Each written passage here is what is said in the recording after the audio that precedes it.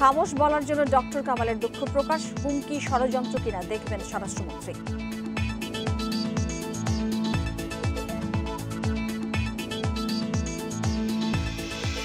সারা দেশে নির্বাচনী প্রচারে প্রার্থীরা ভোটারদের আকৃষ্ট করতে দিচ্ছেন নানা প্রতিশ্রুতি।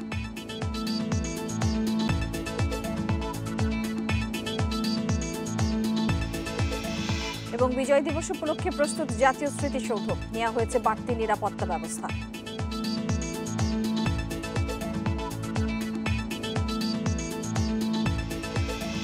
সমগ্র বাংলাদেশে আপনাদের সাথে আছে আমি মাহমুদা মমিতা। শিরোনামের পরে বেড়ে জানিয়ে দিচ্ছে পুরো খবর। সাংবাদিকদের উদ্দেশ্যে খামোশ মন্তব্যের জন্য দুঃখ প্রকাশ করেছেন জাতীয় ঐক্যফ্রন্টের শীর্ষ নেতা ডক্টর কামাল হোসেন। শনিবার এক বিবৃতিতে এই দুঃখ প্রকাশ করেছেন তিনি। শুক্রবার শহীদ বুদ্ধিজীবী কবরস্থানে শ্রদ্ধা জানাতে গিয়ে সাংবাদিকদের প্রশ্নে ক্ষিপ্ত হয়ে ধমক দেয় শনিবার গণমাধ্যমে এই বিবৃতি পাঠান তিনি। বিবৃতিতে ডক্টর কামাল বলেন, বারবার জামায়াত নিয়ে সাংবাদিকদের প্রশ্নের পরিপ্রেক্ষিতে তার খারাপ লেগেছিল এবং এ কারণেই সাংবাদিকদের প্রশ্ন থামানোর চেষ্টা করেছিলেন বলে উল্লেখ করেন তিনি। বিবৃতিতে তিনি আরও বলেছেন, সংবাদপত্রের স্বাধীনতা এবং সাংবাদিকদের লড়াইয়ে সবসময় সামিল ছিলেন।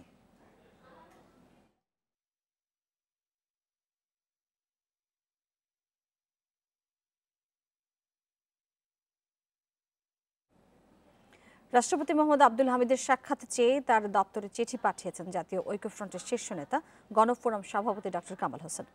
ঐক্যফ্রন্টের নেতাদের সমন্বয়ে গঠিত 10 সদস্যের একটি প্রতিনিধি দল আগামী সোমবার সাক্ষাতে আগ্রহী বলে চিঠিতে উল্লেখ করা হয়েছে। বিএনপি চেয়ারপারসনের একান্ত সচিব ABM আব্দুস সাত্তারের সই করা চিঠিটি 13 ডিসেম্বর বঙ্গভবনে রাষ্ট্রপতির দপ্তরে পাঠানো হয়েছে।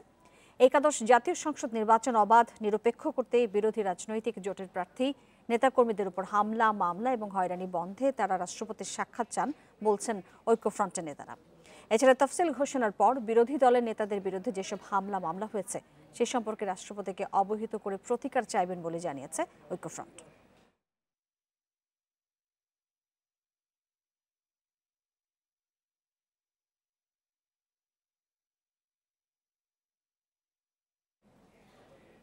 এদিকে ডক্টর কামাল হোসেনের হুমকিতে কোনো ষড়যন্ত্র আছে কিনা খতিয়ে দেখা হবে বলে জানিয়েছেন স্বরাষ্ট্রমন্ত্রী আসাদুজ্জামান খান।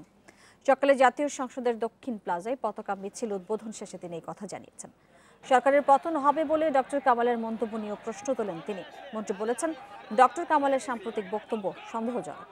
এই সময় সাংবাদিকদের সঙ্গে ডক্টর কামাল অশালীন আচরণ করায় দুঃখ প্রকাশ করেছেন স্বরাষ্ট্রমন্ত্রী।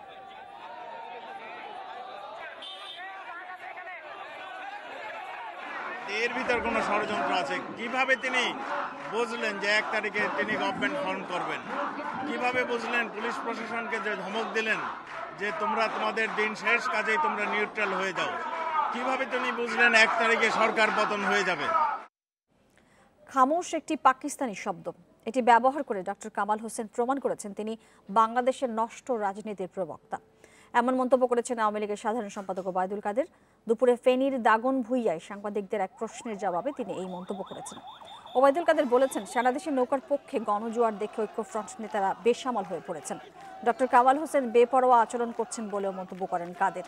ঢাকা থেকে নোয়াখালীর কোম্পানিগঞ্জ যাওয়ার পথে ফেনীতে নেতাকর্মীদের সাথে কথা বলেছেন তিনি। নৌকার পক্ষে গণজোয়ার দেখে ঐক্যফ্রন্টের নেতারা বেসামাল হয়ে পড়েছেন এবং বেপরোয়া ড্রাইভারের মতো ডক্টর কামাল হোসেনও বেপরোয়া আচরণ শুরু করেছেন। হি ইজ স্টুপিং সো লো, ভাবতেও অবাক লাগে তিনি এত নিচে নামতে পারেন। ঐক্যফ্রন্ট নেতাদের উপর হামলার বিষয়ে সরকার এবং নির্বাচন কমিশন নীরব ভূমিকা পালন করছে বলে আবারও অভিযোগ করেছেন বিএনপি মহাসচিব মির্জা ফখরুল ইসলাম আলমগীর। সকালে বগুড়ায় নির্বাচনী প্রচার শুরুর আগে সংবাদ সম্মেলনে তিনি অভিযোগ করেছেন, প্রশাসনের ব্যক্তিরাও সরকারের পক্ষে ভোট চাইছে। সরকারি সংস্থাগুলো নিরপেক্ষভাবে কাজ করছে না।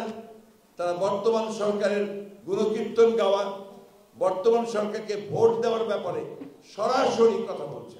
কেউই আমরা বাদ পড়ছি না এই ধরনের হামলার শিকার হতে, এবং এ ব্যাপারে সরকার সম্পূর্ণ নীরব ভূমিকা পালন করছে।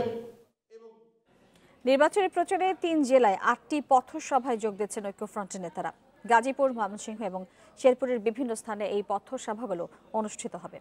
দুপুর 2টায় ঐক্যফ্রন্ট নেতা সম আব্দুর রব, বিএনপি নির্বাচন কমিটির প্রধান নজরুল ইসলাম খান সহ জোটের শীর্ষ নেতারা প্রচারণায় বের হন।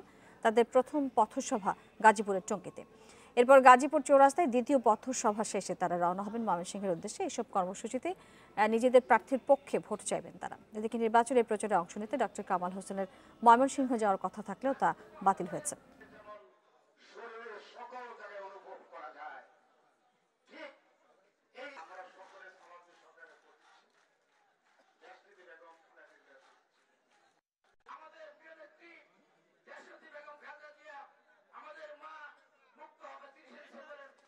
নির্বাচনের প্রচার নিয়ে আরো জানাতে গাজীপুর থেকে যোগ দিচ্ছেন সহকর্মী আদিলুর রহমান। আদিলুর, ঐক্যফ্রন্ট নেতারা এখন কোথায় আছেন? আজ তাদের কর্মসূচি কি কি ছিল?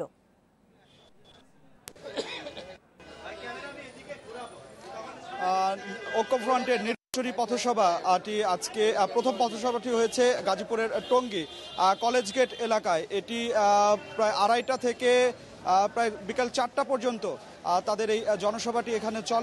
এই সময়ে ঐক্যফ্রন্টের শীর্ষ নেতা আব্দুর রব, ডক্টর জাফরুল্লাহ এবং বিএনপির নির্বাচন কমিটির প্রধান নজরুল ইসলাম খান তারা কিন্তু কথা বলেছেন এবং তারা মূলত এখানকার যারা ভোটার আছেন তাদেরকে ধানের শীষে ভোট দেওয়ার আহ্বান জানিয়েছেন এবং নেতাকর্মীদের উদ্দেশ্যে তারা বিভিন্ন দিক নির্দেশ।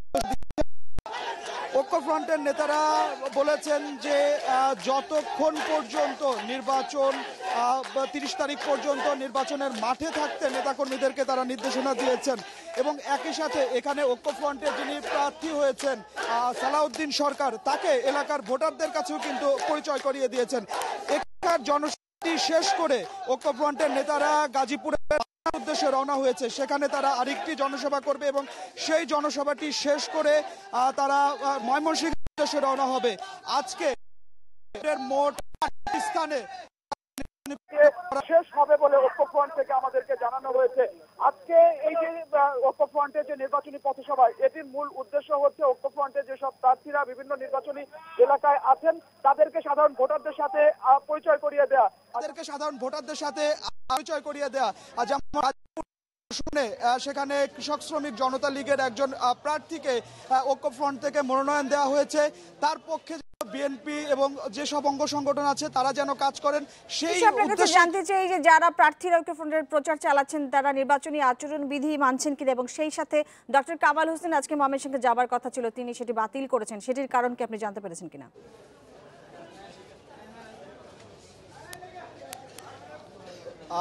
দেখুন, স্থানীয় একটি মাঠে আসলে জনসভাটি করার কথা ছিল, সেখান থেকে তারা অনুমতি পাননি, যে কারণে পাশে একটি ব্যক্তিগত মাঠে তারা এই জনসভাটি করেছেন এবং সেটি তাদের দাবি আচরণবিধি লঙ্ঘন হয়নি। আর ডক্টর কামাল হোসেনের কথা যদি বলি, ডক্টর কামাল হোসেনের জানানো হয়েছে যে তিনি শারীরিকভাবে খুব অসুস্থ, যে কারণে তিনি সড়ক পথে গাজীপুর এবং পরে ময়মনসিংহে যেতে পারবেন না। যেহেতু সড়কে যানজট থাকে সেই কারণে আসলে ডক্টর কামাল হোসেন তিনি আসেননি। তবে ঐক্যফ্রন্টের নেতারা এখানে এসেছেন এবং তারা মূলত বিএনপি এবং সহযোগী যে অঙ্গ সংগঠনগুলো আছে তাদের মধ্যে যেন কোনো ধরনের কোনো বিভেদ না থাকে, সবাই এক হয়ে যেন ধানের শীষের পক্ষে কাজ করেন, সেই কথাটি বলার জন্যই কিন্তু তারা বিভিন্ন এলাকায় ছুটছেন এবং ভোটারদের কাছে যাচ্ছেন। তারা বলছেন ধানের শীষের পক্ষে একটি ভোট দেওয়ার জন্য এবং একই সাথে ঐক্যফ্রন্টের যেসব নেতা আছেন আসম আব্দুর রব, ডাক্তার জাফরুল্লাহ সবাই কিন্তু খালেদা জিয়ার মুক্তির দাবি জানিয়েছেন এবং তারা নেতাকর্মীদের। আদিলুর, আপনি ওখানেই থাকুন, প্রয়োজনে আমরা আপনার কাছে আবারও ফিরব। নির্বাচনের প্রস্তুতির অগ্রগতি নিয়ে বৈঠক করছেন নির্বাচন কমিশনাররা। আমরা নির্বাচন কমিশনে সরাসরি চলে যাচ্ছি। শুধু ঘরের মধ্যে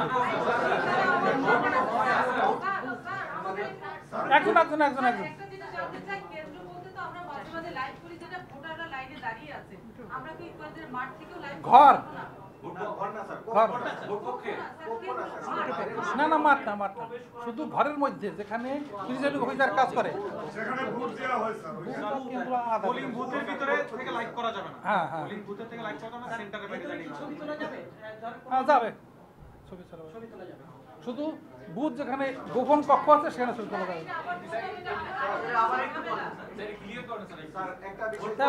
তাহলে আমি বলি, পরিষ্কার করি বুথ মানে হলো যেখানে ভোট পরিচালনা হয় ঘরের মধ্যে, বাইরে না, বারান্দায়ও না, ঘরের মধ্যে যেখানে প্রিজাইডিং অফিসার বসে, অ্যাসিস্ট্যান্ট প্রিজাইডিং অফিসার বসে, পুলিং অফিসার বসে এবং যেখানে পুলিং এজেন্ট বসে, এটা কক্ষ থাকে না, তার মধ্যে লাইভ করা যাবে না। ওইটার মধ্যে ওখান থেকে বার হয়ে বারান্দায় এসে লাইভ করা যাবে। আমাদের আসল উদ্দেশ্য হলো যে যারা নির্বাচন কাজে ব্যস্ত থাকে তারা যেন ডিস্টার্ব ফিল না হয়, তাদের কাজ করার সুবিধা, এটা হলো আসল উদ্দেশ্য, যে তারা সেখানে যাবে এমনভাবে যে তারা কাজে ব্যাহত না হয়, ব্যাঘাত না ঘটে। এটা এখন ক্লিয়ার হলো?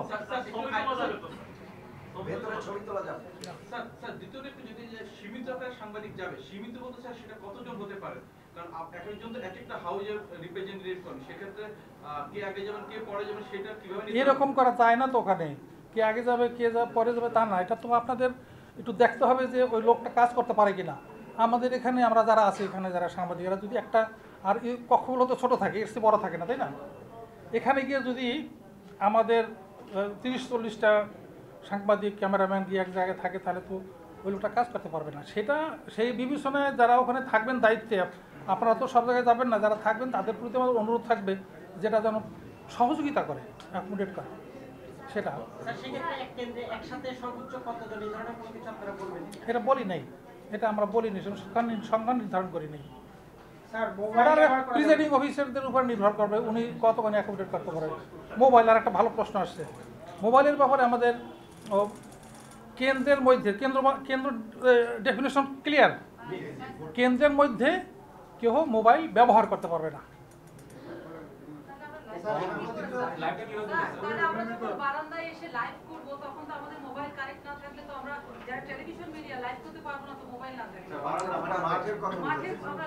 মাঠের কথা বলি, আবার কেন্দ্র মাঠ থেকে আলাদা হয়ে গেল।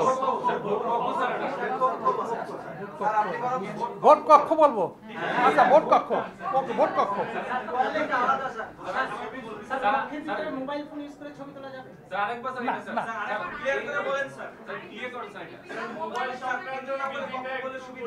ভোট কক্ষ বলে সুবিধা দেন, ভোট কক্ষ, ভোট কক্ষ না না, ভোট কক্ষ ঘরটা আমি বলছি, ঘরের মধ্যে যে ঘরে নির্বাচন হবে সেই ঘরের মধ্যের অবস্থানটা। হ্যাঁ,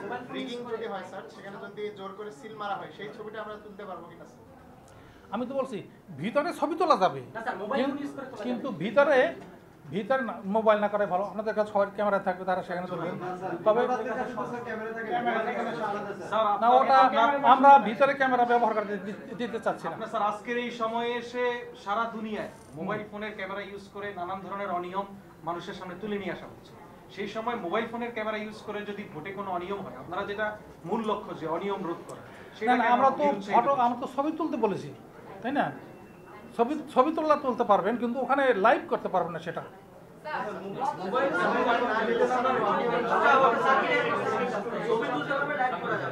ছবি তুলতে পারবেন, লাইভ করা যাবে না।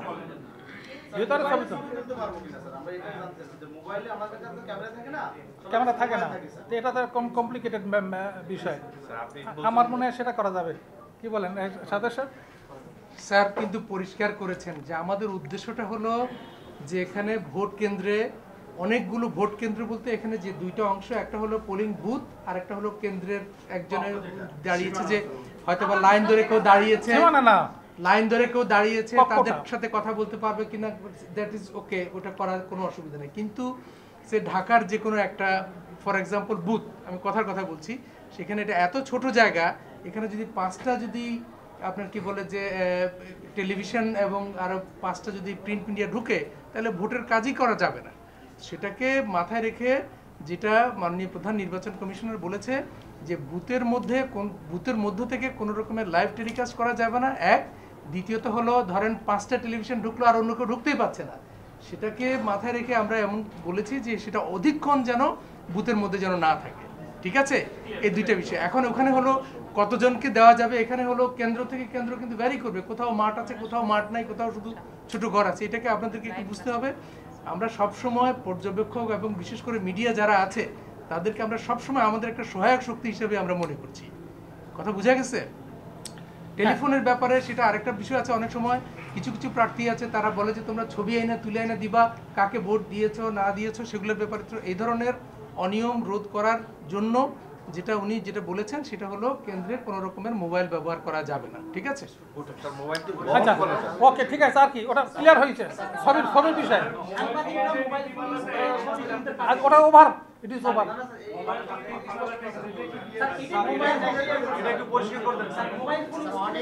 একজন বলো না বাবা, একজন বলো, এটা তো ক্লিয়ার। সীমিত সংখ্যক যে সাংবাদিকরা প্রবেশ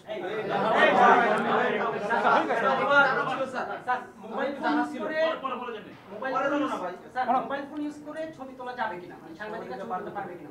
যাবে বলা হয়েছে, ছবি তুলতে হবে এখন ভিডিও। স্যার এখন প্রিজাইডিং অফিসার যদি ইয়ে করে দেয়, যেহেতু আপনারা তাদের উপর ছেড়ে দিয়েছেন কতজন ঢুকবে না ঢুকবে, তখন যদি সে বলে যে এখানে 2 জন ঢুকবে বা 5 জন ঢুকবে, সেই সময় সেটাই মানতে হবে। প্রিজাইডিং অফিসারের যে ব্যবস্থাপনা এটার উপর আপনাদের রেসপেক্ট থাকতে হবে, কারণ সে তো ওখানে একা, আমরা তো অনেক দূরে, ওটা তার পক্ষ কতখানি ধারণ করতে পারবে, কত লোক, এগুলো সব বিবেচনা করে তার কথা মানতে হবে। একটা প্রশ্ন, বুথের মধ্যে যদি মোবাইল কেউ নিয়ে নাই যেতে পারে, তাহলে সেক্ষেত্রে ছবিটা তুলবে কি করে? না ওইটা তো আমার মনে হয় সাংবাদিকদের জন্য ব্যবহার করা মানে কথা বলা টলা না, ছবি তোলার কথা তো বলাই হচ্ছে না। ছবি তোলার জন্য আপনি কোনটা ব্যবহার করবেন, কোন মিডিয়া, সেটা আপনার বিষয়। ছবি তোলার কথা বলা হলে ছবি তুলতে পারবেন, ভোটারদের জন্য ছবি তুলতে, হ্যাঁ এটা ক্লিয়ার। নেক্সট কি আছে? আপনারা তো আইন শৃঙ্খলা সভা করলেন, অনেক প্রস্তাবনা পেয়েছেন, শেষ পর্যন্ত চূড়ান্ত সিদ্ধান্ত কি এসেছে যদি জানান? আপনারা শুনছিলেন যে নির্বাচনের প্রস্তুতির অগ্রগতি নিয়ে ব্রিফ করছিলেন প্রধান নির্বাচন কমিশনার। তিনি যেটি বলেছেন যে ভোট কক্ষ থেকে সরাসরি সম্প্রচার এবং মোবাইল ফোন ব্যবহার করা যাবে না, তবে সেখানে ছবি তোলা যাবে বলে আজকে তিনি পরিষ্কার করেছেন, যেটি গতকাল ইসি সচিব ইঙ্গিত দিয়েছিলেন। আমরা যাচ্ছি পরের খবরে। সব শ্রেণীর ভোটারের কাছে পৌঁছার চেষ্টায় প্রার্থীরা, গণসংযোগে উষ্ণ আন্তরিকতায় মানুষের মন জয় করতে চাইছেন তারা। অবকাঠামো উন্নয়নের পাশাপাশি থাকছে পিছিয়ে পড়া মানুষের জীবনমান উন্নয়নের প্রতিশ্রুতি। ভোট সামনে রেখে কদর বেড়েছে খুলনার বস্তিবাসীর। নির্বাচনের বৈতরণী পার হতে তাদের সমর্থন চান প্রার্থীরা। বস্তিবাসীর জীবনমান উন্নয়নে প্রতিশ্রুতি দিচ্ছেন আওয়ামী লীগ ও বিএনপি দুই দলেরই প্রার্থী। অর্থনীতি যেভাবে আগায় যাচ্ছে, বস্তি থাকবে না, সামনে অদূর ভবিষ্যতে সব উন্নয়ন হয়ে যাবে। আমরা নিম্ন আয়ের দেশের থেকে মধ্যম আয়ের দেশে। বস্তিতে স্বাস্থ্যকর পরিবেশের জন্য সেখানে মান উন্নয়নের ব্যবস্থা করা, সে ব্যাপারে আমাদের প্রস্তাবনা থাকবে। ব্রাহ্মণবাড়িয়া 6 আসনে বিএনপির প্রার্থী পুলিশের সাবেক অতিরিক্ত মহাপরিদর্শক আব্দুল খালেক। নেতাকর্মীদের নিয়ে গণসংযোগে ব্যস্ত সময় পার করছেন তিনি। সুষ্ঠু নির্বাচন হলে ইনশাল্লাহ আমি আমার এলাকা 80% ভোট নিয়ে ইনশাল্লাহ জয়যুক্ত হব। সাধারণ জনগণের পাশাপাশি পেশাজীবীদের সমর্থন আদায়ে তৎপর দিনাজপুর 3 আসনে আওয়ামী লীগের প্রার্থী ইকবালুর রহিম। উন্নয়নের জন্য নৌকাকে বিজয়ী করার আহ্বান তার। আপনাদের পরিবারের একজন সদস্য হিসাবে আমার পক্ষে আপনারা কাজ করবেন আমার বাবার মতো। কিশোরগঞ্জ 3 আসনে মহাজোট থেকে প্রার্থী জাতীয় পার্টির মুজিবুল হক চুন্নু আর ঐক্যফ্রন্ট থেকে জেএসডির সাইফুল ইসলাম। প্রচারে এখনো জোটের বড় দুই দলের নেতাদের দেখা যাচ্ছে না তাদের সঙ্গে। আওয়ামী লীগের যারা আছেন তাদের অনেকে ওই নমিনেশন প্রার্থী ছিলেন, তারা পান নাই, তারা সবাই এখন আমার পক্ষে নামেন নাই। কিন্তু আওয়ামী লীগের যারা কর্মী, সমস্ত কর্মী একাত্মে তারা স্বতঃস্ফূর্তভাবে আমার সাথে কাজ করছে। বিভিন্ন বাজারে যে আসছি আমি অত্যন্ত আনন্দিত এবং গর্বিত যে স্বতঃস্ফূর্তভাবে আমাকে যেভাবে তারা গ্রহণ করেছে তাতে আমি আন্তরিক কৃতজ্ঞ। প্রচারে কমতি রাখছেন না অন্যান্য দল ও স্বতন্ত্র প্রার্থীরাও। ভোট টানতে কর্মী সমর্থকদের নিয়ে চষে বেড়াচ্ছেন বিভিন্ন এলাকা। Mustafizur Rahman, Independent News desk. 30 ডিসেম্বর নির্বাচনকে কেন্দ্র করে সারা দেশে নির্বাচনী প্রচার চালাচ্ছেন প্রার্থীরা। আমরা নির্বাচনী প্রচারের আরো খবর জানবো। চট্টগ্রাম এবং নোয়াখালী থেকে আমাদের সাথে যোগ দিচ্ছেন সহকর্মীরা। আমরা শুরুতেই যাব চট্টগ্রামে, আমাদের সাথে যোগ দিচ্ছেন নাসরিন জাহান। নাসরিন, আজকে চট্টগ্রামে কি ধরনের কর্মসূচি আপনি দেখেছেন? প্রার্থীরা কোথায় কোথায় গেছেন এবং তারা কিভাবে আসলে ভোট চাইছেন? আজকে মহানগরের কথা যদি আমি বলি, মহানগরীতে গত দিনগুলোতে যেরকম মহানগর আওয়ামী লীগ থেকে শুরু করে আওয়ামী লীগের যত সিনিয়র নেতা রয়েছেন তারা সবাই আসলে প্রচারণায় ব্যস্ত ছিলেন।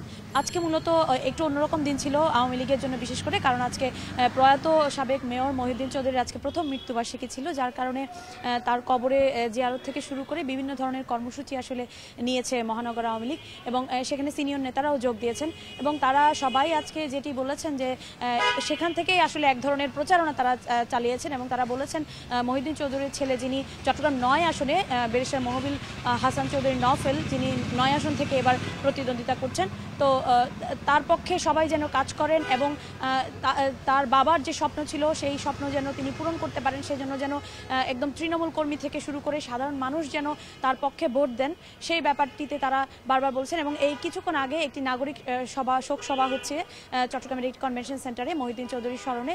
সেখান থেকেও তারা এই নির্বাচনের জন্য সামনে যে নৌকাকে ভোট দিয়ে জয়ী করার জন্য তারা ভোট চাইবেন বলে আমরা জানতে পেরেছি। তো মহানগর আওয়ামী লীগের মূলত আজকে প্রতিদিন ঘরে ঘরে গিয়ে তারা যে প্রতিশ্রুতিগুলো দিচ্ছিলেন বা প্রচারণা চালাচ্ছিলেন সেটি আজকে হয়নি। মূলত আজকে এই শোক সভা নিয়েই তারা ব্যস্ত ছিলেন এবং সেখান থেকে প্রচারণা চালিয়েছেন। তবে আমরা বিএনপি দেখেছি যে সকাল থেকে বিএনপির যে কেন্দ্রীয় নেতা রয়েছেন আমির খসরু মাহমুদ চৌধুরী, তিনি আজকে প্রচারণা চালিয়েছেন। এছাড়া চট্টগ্রামে যে নগর বিএনপির সভাপতি রয়েছেন শাহাদাত হোসেন, তিনি যেহেতু জেলে এবং তার পক্ষে আসলে প্রচারণা চালিয়েছেন। আরেকজন সিনিয়র প্রার্থীরা যারা প্রচারণা চালাচ্ছেন তারা নির্বাচন কমিশনের বেঁধে দেওয়া যে নিয়ম কানুন আচরণবিধি সেটি তারা মানছেন কিনা, সেই ধরনের কোনো বিষয় আপনার চোখে পড়েছে কিনা? আসলে মূলত আসলে চট্টগ্রামে এখনো পর্যন্ত কোনো ধরনের বিশৃঙ্খলার খবর আমরা পাইনি এবং নির্বাচনী কর্মকর্তাদের কাছ থেকেও, বিশেষ করে রিটার্নিং অফিসারের কাছেও কিন্তু কোনো লিখিত অভিযোগ কোনো ধরনের যায়নি। তবে চট্টগ্রামে কিন্তু 27 জন ম্যাজিস্ট্রেট কাজ করছেন জেলা এবং মহানগর মিলিয়ে, এবং তারাও এখনো পর্যন্ত খুব কোনো বড় ধরনের কোনো বিশৃঙ্খলার খবর বা পোস্টার ছাপানো নিয়ে, পোস্টার লাগানো নিয়ে কোনো ধরনের বিশৃঙ্খলা কিন্তু এখনো পর্যন্ত আমাদের কানেও আসেনি এবং নির্বাচন কমিশনেও কিন্তু কোনো ধরনের এরকম অভিযোগ নেই। আরেকটি বিষয় হচ্ছে চট্টগ্রামে যেহেতু একটি কেন্দ্রে এখানে ইভিএমে ভোট হবে এবং সেই ইভিএমে যেন মানুষ প্রস্তুত হয়, জনগণ যেন সেটি জানতে পারে, তার জন্য কিন্তু গত 7 তারিখ থেকে এখানে 4টি কেন্দ্রে এই ইভিএমে কিভাবে ভোট দেওয়া হবে সে বিষয়ে কি ডামি ভোট দেওয়া হচ্ছে, তা আজকেও সেটি চলেছে বলে আমরা জানতে পেরেছি। নাসরিন, আপনি আমাদের সাথে থাকুন। আমরা এবারে চলে যাচ্ছি নোয়াখালীতে সহকর্মী আবু নাসেরের কাছে। আবু নাসের, নোয়াখালীতে প্রার্থীরা কি ধরনের প্রচারণা চালাচ্ছেন?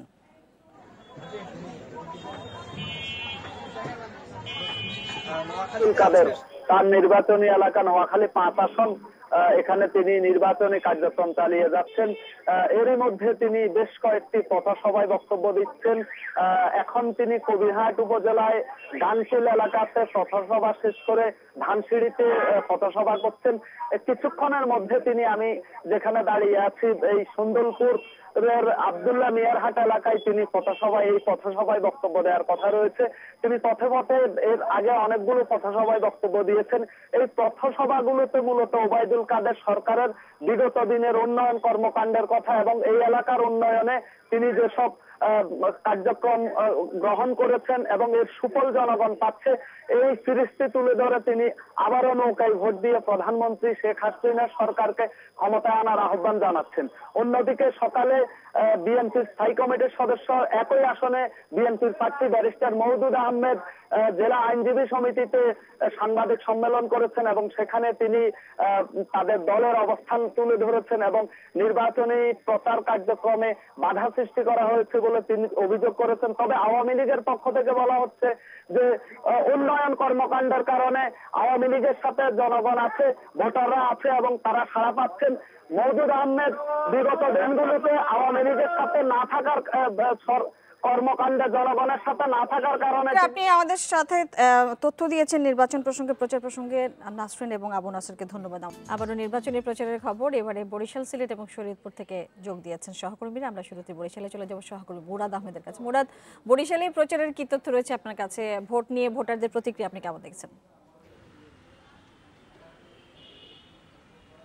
ধন্যবাদ। আসলে বরিশালে একদম নির্ঝঞ্ঝাট প্রচারণা চলছে। বরিশালের 6টি আসনের 10টি উপজেলার 6টি আসনে একটি সিটি কর্পোরেশন সহ যত ভোটিং এলাকাগুলো আছে প্রত্যেকটি এলাকায় আমরা দেখছি যেটা সেটা হচ্ছে অন্য সব নির্বাচনের চেয়ে একটা নির্ঝঞ্ঝাট পরিবেশ, যে যার মতো করে যার প্রচারণা চালাচ্ছেন। তবে কিছু কিছু অপ্রীতিকর ঘটনা ঘটে যাচ্ছে, যেটিকে বিচ্ছিন্ন হিসাবে ধরা হচ্ছে। গতকাল আজকে আমাকে বরিশালের রিটার্নিং অফিসার জেলা প্রশাসক উনি যেটা জানিয়েছেন যে এ পর্যন্ত মাত্র একটি অভিযোগ তারা লিখিত পেয়েছেন, যেটি হচ্ছে ইসলামী শাসনতন্ত্র আন্দোলন যেটি রয়েছে তার একজন সমর্থককে গতকাল গায়ে হাত দেওয়া হয়েছে এবং আহত করা হয়েছে, এই একটিমাত্র তারা অভিযোগ পেয়েছেন। এছাড়া অন্য কোনো এলাকা থেকে বাধা আসছে এমন খবর আসছে, কিন্তু অভিযোগ আকারে এখন পর্যন্ত যে রিটার্নিং অফিসারের কার্যালয়ে তেমন কিছু দেখাতে না। ভোটারদের মধ্যে আসলে যে উদ্দীপনা রয়েছে সেটি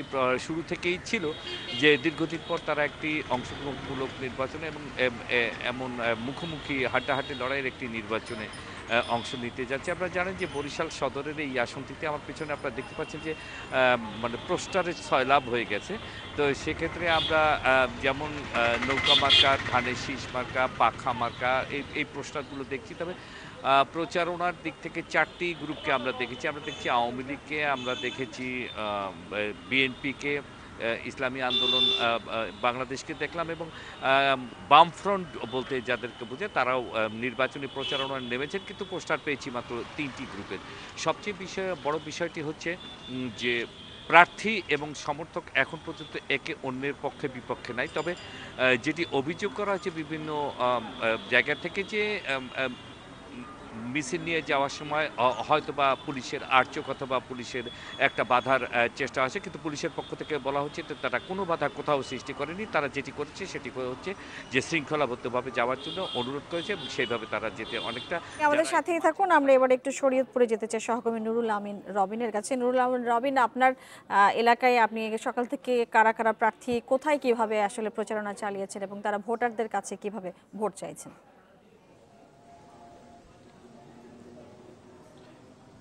কিছুক্ষণ আগে আমরা যেমনটা শুনছিলাম, বরিশালে কিন্তু সবকটি রাজনৈতিক দলেই তাদের প্রচারণা শুরু করেছে, কিন্তু শরীয়তপুরের চিত্র আমি যদি বলি কিছুটা ব্যতিক্রম। কারণ এখানে আমরা শুধু দেখতে পাচ্ছি আওয়ামী লীগের যেই 3 জন প্রার্থী রয়েছে, শরীয়তপুর 1 আসনে ইকবাল হোসেন অপু, শরীয়তপুর 2-এ এনামুল হক শামীম এবং শরীয়তপুর 3-এ নাহিম রাজ্জাক। এই 3 প্রার্থী কিন্তু মূলত উৎসবমুখর পরিবেশে তাদের প্রচারণার কাজটি চালিয়ে যাচ্ছে। এর বাইরে যে সকল রাজনৈতিক দল রয়েছে, বিশেষ করে বিএনপি কিন্তু এখনো পর্যন্ত আনুষ্ঠানিকভাবে কোথাও আমাদের প্রচারণা দৃশ্য চোখে পড়েনি। তো আমরা স্থানীয় নেতাকর্মীদের সাথে কথা বলেছিলাম বিষয়টা নিয়ে।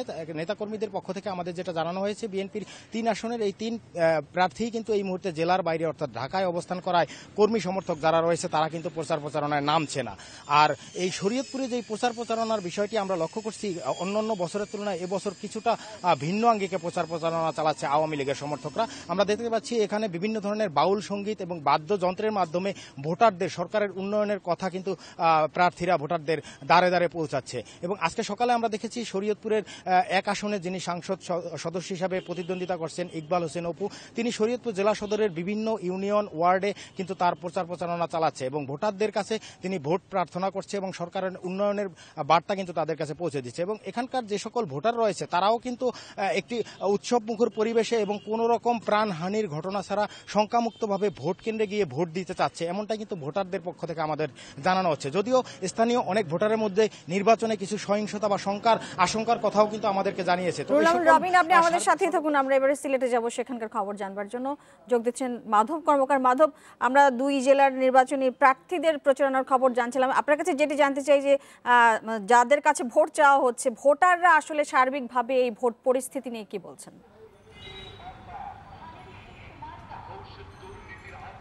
দেখুন, সিলেটের 6টি আসনে বেশ উৎসবমুখর পরিবেশ বিরাজ করছে এবং ভোটারও বেশ উচ্ছ্বসিত এবং তারা এই যে এইবারের নির্বাচনে সকল দলের অংশগ্রহণ হওয়ার ফলে তারা খুব আনন্দিত এবং ভোটারদের মন জয় করার জন্য কিন্তু প্রত্যেক প্রার্থীরাই নিজেদের মতো করে প্রচারণা করছেন। আপনারা এই মুহূর্তে শুনতে পাচ্ছেন ইতিমধ্যে কিন্তু মাইকিং এখানটায় হয়ে যাচ্ছে, অর্থাৎ দুপুর 2টা থেকে রাত 8টা পর্যন্ত মাইকিংয়ের মাধ্যমে যে প্রচারণা, শুধুমাত্র ধারাভাষ্য নয়, একই সাথে বিভিন্ন গানের মাধ্যমে সরকারের উন্নয়ন কর্মকাণ্ড কিংবা বিরোধী দলে যারা রয়েছে, যারা বিএনপি বা ঐক্যফ্রন্টের প্রার্থী রয়েছেন, তারাও কিন্তু বিভিন্ন সঙ্গীতায়োজনের মাধ্যমে ভোটারদের আকর্ষণ করার চেষ্টা করছেন। একই সাথে সকাল থেকে দীর্ঘ রাত পর্যন্ত উঠান বৈঠক, পথসভা, তারপর গণসংযোগ, এগুলোর মাধ্যমে ভোটারদের মন জয় করার চেষ্টা চালিয়ে যাচ্ছেন সকল প্রার্থীরাই। যদি আজকের কথা বলি, আজ সিলেট 3 আসনে আওয়ামী লীগ সমর্থিত প্রার্থী মাহমুদুল সামাদ তিনি গণসংযোগ চালিয়েছেন দক্ষিণ সুরমায়। একই সাথে সিলেট 6 আসনের শিক্ষামন্ত্রী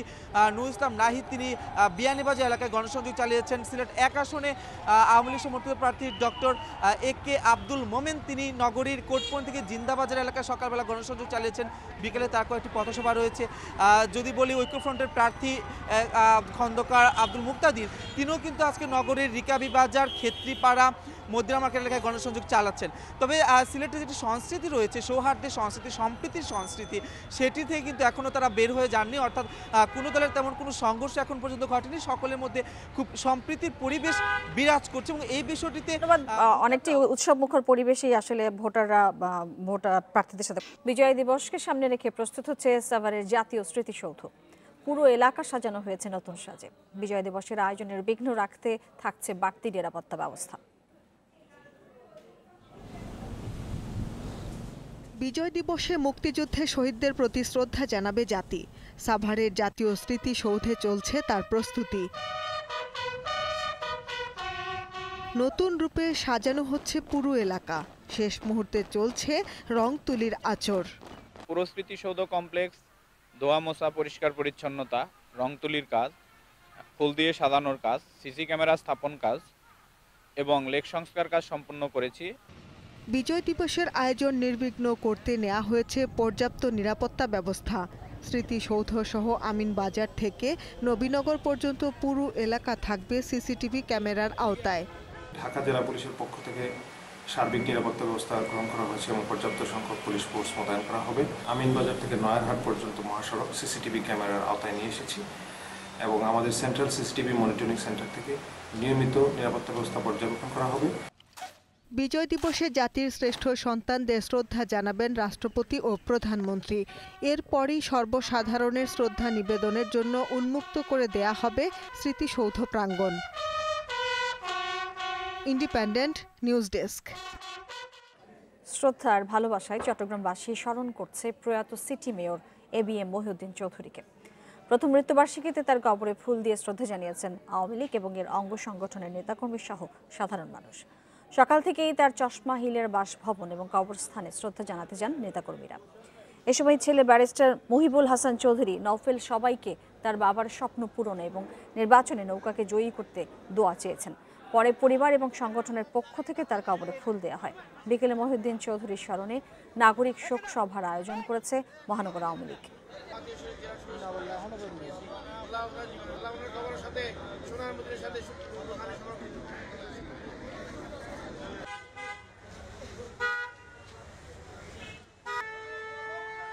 আওয়ামী লীগ সরকার ক্ষমতায় আসার আগ পর্যন্ত এই কালটুকু ছিল ক্রান্তিকাল।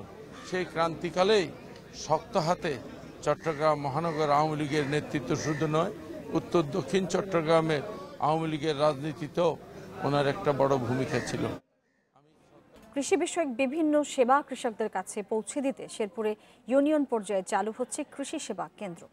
কৃষি উৎপাদন বাড়াতেই উদ্যোগ বলছে কৃষি সম্প্রসারণ অধিদপ্তর। বাড়ির কাছে সহজে সার্বক্ষণিক সেবা পাওয়ার আশায় খুশি কৃষকরা। কৃষি উৎপাদন বাড়াতে এবং কৃষি বিষয়ক নানা সেবা কৃষকদের দোরগোড়ায় পৌঁছে দিতে চলতি বছরের শুরুতে কৃষি সেবা কেন্দ্র স্থাপনের উদ্যোগ নেয় সরকার। পাইলট প্রকল্পের আওতায় এরই মধ্যে শেরপুরের নকলার চন্দ্রকোনায়, নালিতাবাড়ী উপজেলার রাজনগরে ও শ্রীবর্দী সদর ইউনিয়নে কৃষি সেবা কেন্দ্র নির্মাণের কাজ শেষ পর্যায়ে। এসব কেন্দ্রে 24 ঘন্টা সেবা পাবেন কৃষকেরা। 3 তলা ভবনের নিচতলায় উপসহকারী কৃষি কর্মকর্তার বাসভবন আর বাকি 2টি তলায় থাকছে কৃষকদের জন্য সেবা কেন্দ্র ও অফিস। বাড়ির কাছে এসব কেন্দ্র থেকে সার্বক্ষণিক সেবা পাওয়ার খবরে খুশি কৃষকেরা। ফসলের কোনো সমস্যা হলে পরে আমরা সাথে সাথেই এসে এখান থেকে পরামর্শ পাইতেছি, ওষুধপত্র পাবো এবং তাদেরকে নিয়ে আমরা মাঠ দেখাইতে পারবো। এলাকার কৃষকরা যে কোনো সময় যে কোনো সমস্যায় এখানে এসে পরামর্শ নেবে, এতে কৃষির আরও উন্নতি হবে। এই অফিসে আমরা এসে বিএসের কাছে দেখা সাক্ষাৎ করতে পারবো এবং যে পরামর্শ করা দরকার বিএসের কাছ থেকে আমরা সেই পরামর্শ নিতে পারবো। কৃষি সম্প্রসারণ অধিদপ্তরের কর্মকর্তারা জানান, শিগগিরই চালু হতে যাচ্ছে পাইলট প্রকল্পের এই 3টি কেন্দ্র। কর্মপরিকল্পনা সফল হলে পর্যায়ক্রমে বাড়ানো হবে কেন্দ্রের সংখ্যা।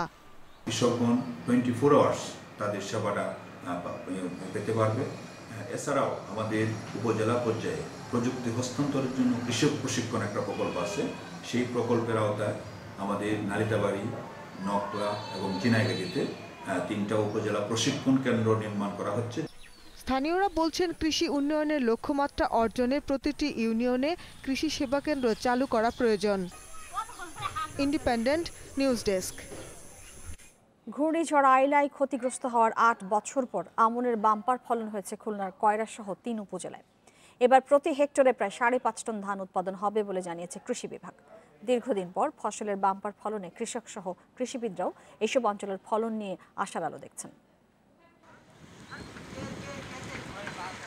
2008 সালের 29 এপ্রিল খুলনার উপকূলবর্তী কয়রা পাইকগাছা এবং দাকপ উপজেলায় আঘাত হানে ভয়াবহ ঘূর্ণিঝড় আইলা। জলোচ্ছ্বাসের লবণ পানিতে এলাকার মাটিতে লবণাক্ততার পরিমাণ বেড়ে দাঁড়ায় 20 ডেসিসিমেন পার মিটার। ফলে গত কয়েক বছর এসব এলাকায় ফসলের আশানুরূপ ফলন পাওয়া যায়নি। গত কয়েক বছরে ধারাবাহিক বৃষ্টির কারণে জমির লবণাক্ততা কমে আসে বলে জানিয়েছে কৃষি বিভাগ। ফলে এবার 3 উপজেলায় 51,770 হেক্টর জমিতে আমন চাষের ভালো ফলন হয়েছে। হাসি ফুটেছে কৃষকদের মুখে। টাইম মতন হয়ে পানি আমরা সরবরাহ করতে পারি ভালো, এবং সার ওষুধও আমরা ঠিক মতন পাইছি। এই জন্য ধান ফসল এবছর বেশি ভালো হয়েছে। কৃষি অফিসের থেকে আমাদের অনেক সহযোগিতা করেছে এবং যেটা বুঝতাম না, জানতাম না, সেটাও আমাদের জানাইতেছে। এখন লবণ কেটে যাওয়ার পর এখন মোটামুটি বেশ আগের তুলনায় বাম্পার ফলন হচ্ছে। এখন ঘূর্ণিঝড় আইলা কবলিত এলাকার জমি চাষের আওতায় আনতে কৃষি বিভাগ লবণ সহিষ্ণু আমন ধান চাষাবাদে কৃষকদের উদ্বুদ্ধ করছেন। পাশাপাশি ছিল নিয়মিত তত্ত্বাবধান। যতটা সম্ভব আমাদের এই লবণ সহিষ্ণু জাত জনপ্রিয় করার ফলে চাষাবাদ বৃদ্ধি পাচ্ছে এবং আমরা এগুলো আরও উত্তরোত্তর বাড়ানোর জন্য চেষ্টা করে যাচ্ছি। খুলনার কয়রা, দাকপ এবং পাইকগাছা উপজেলায় 68,000 হেক্টরের বেশি চাষযোগ্য জমি রয়েছে। সব জমি চাষের আওতায় আনা গেলে এই এলাকার অর্থনৈতিক সামাজিক উন্নয়ন হবে বলে আশা করছেন কৃষিবিদরা। Independent News desk. রাত পোহালেই বিজয় দিবস, এরপর বড়দিন, 30 ডিসেম্বর জাতীয় সংসদ নির্বাচন এবং সবশেষ 31 ডিসেম্বর ইংরেজি নববর্ষকে ঘিরে পুরো মাস জুড়েই জমজমাট বেনাপোলের ফুলের বাজার। শার্শা এবং বেনাপোলে উৎপাদিত ফুল সরবরাহ হচ্ছে ঢাকা, চট্টগ্রাম সহ দেশের বিভিন্ন অঞ্চলে। চাহিদা বাড়ায় দাম নিয়ে খুশি চাষি এবং ব্যবসায়ীরা। বিভিন্ন উৎসব ও আনুষ্ঠানিকতায় ফুলের কদর ও চাহিদা রয়েছে সর্বত্রই। তাই ফুলের রাজধানী খ্যাত শার্শা ও বেনাপোলে বাড়ছে গোলাপ, রজনীগন্ধা, গাঁদা, gerbera, gladiolus, gypsy, calendula, dahlia, lilium, চন্দ্রমল্লিকা সহ দেশি বিদেশি বিভিন্ন প্রজাতির ফুলের চাষ। সামনে 4টি উৎসবকে ঘিরে বেনাপোল, উলাসী, শার্শা, নিজামপুর এলাকায় বেড়েছে ফুলের সরবরাহ। ফুলের চাহিদা বেশি এবং দামও বেশি, মোটামুটি ভালো লাভজনক আর কি। দামও পাচ্ছি ভালো, এর আগে হয়তো অবশ্য দাম ছিল না, এখন একটু দাম পাচ্ছি। এই 16 ডিসেম্বর পড়ার থেকে আমরা ফুলের দাম পাচ্ছি, তারপরে নির্বাচনের কারণে। শার্শার প্রায় 100 বিঘা জমিতে বাণিজ্যিকভাবে ফুল চাষ হয়েছে। উচ্চমূল্যের ফসল হওয়ায় ফুল চাষে ঝুঁকছেন এখানকার চাষিরা। এখানকার ফুল যাচ্ছে গদখালি সহ দেশের বিভিন্ন এলাকায়। শার্শা উপজেলার মাটি ফুল চাষের জন্য খুবই উপযোগী, যার জন্য কৃষি বিভাগের পক্ষ থেকে আমরা কৃষকদেরকে ফুল চাষে আগ্রহী হওয়ার জন্য নিয়মিত পরামর্শ প্রদান করছি। সারা দেশে ফুলের 70% চাহিদা মেটায় যশোরের উৎপাদিত ফুল। এর সাথে জড়িত আছে 30 লাখ মানুষ। বর্তমানে যা 1200 কোটি টাকার বাজারে তৈরি হয়েছে। অনেক সময় দেখা যায় ফুলের বাজার খারাপ থাকে, যেমন গত কয়েক মাস ধরে ফুলের বাজার খুব খারাপ ছিল, কিন্তু 16 ডিসেম্বর উপলক্ষে ফুলের বাজার উদ্যোগতি। স্থানীয় বাজারে জারবেরার প্রতি স্টিক বিক্রি হচ্ছে 6 টাকায়, রজনীগন্ধা 3 থেকে 4 টাকা, গোলাপ 4 থেকে 5 টাকায়, রং বেঁধে গ্ল্যাডিওলাস 7 থেকে 10 টাকায় এবং 1000 গাঁদা মিলছে 200 থেকে 300 টাকা দরে। Independent News desk. সমগ্র বাংলাদেশ শেষ করার আগে শিরোনাম জানাবো আরেকবার। খামোশ বলার জন্য ডক্টর কামালের দুঃখ প্রকাশ, হুমকি ষড়যন্ত্র কিনা দেখবেন স্বরাষ্ট্রমন্ত্রী।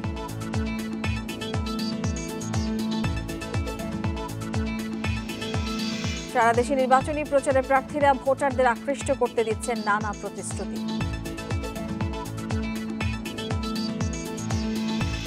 এবং বিজয় দিবস উপলক্ষে প্রস্তুত জাতীয় স্মৃতিসৌধ, নেওয়া হয়েছে বাড়তি নিরাপত্তা ব্যবস্থা।